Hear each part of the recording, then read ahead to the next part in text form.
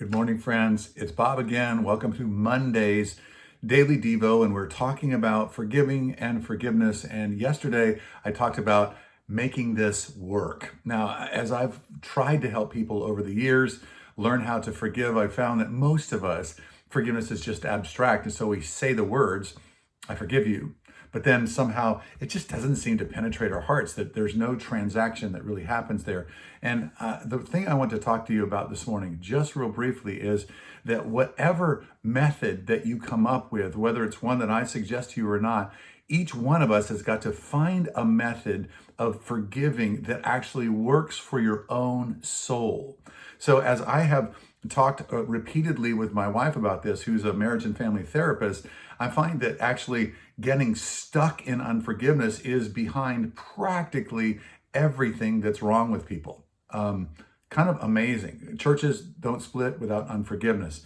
Marriages don't split without unforgiveness. People don't have, typically long-term problems with things, with all kinds of things without forgiveness. Underneath lots of addiction is unforgiveness. That it's all of these different things, and finding a method, a practical method where you say, I'm going to go forgive, and it actually works. It's going to be really key to you and I walking forward. Before we even start talking about reconciliation, one person to another, we need to come to grips with, that is, each one of us have got to say this, I have got to find a method that works for my own soul. And if I have been doing it one way and it has ceased to work, I need to switch it up, and I need to be able to forgive so that it actually is sticky in my heart.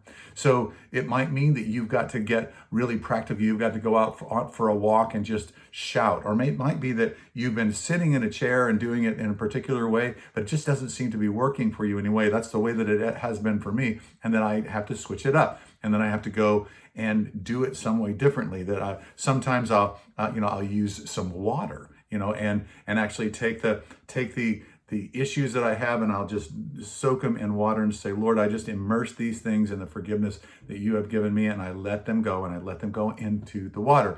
There are all kinds of practical ways to forgive, but the point is, it needs to be sticky. It is not just words, and if something that works for me doesn't necessarily work for you in exactly the same way. I did ask Beck, what is the way that you typically help people forgive? And she calls it the steps of forgiveness. That's what we learned many, many years ago, probably 25, 20, 30 years ago. We learned the steps of forgiveness. And so we work those with people. And sometimes you're going to need somebody just to help you do it. You're going to need to have somebody that walks with you to do this. But finding that method, that practical way to make forgiveness actually work, where you're actually erasing offenses, that you are actually letting go of these things physically, emotionally, spiritually, relationally, you're going to need to do that. And I want to ask you to not give up until you find that way. Thanks for joining me this morning. I love you. I am praying for you, and I'm trying to input into your lives in a way that is immersive and that actually makes a huge difference. God bless you.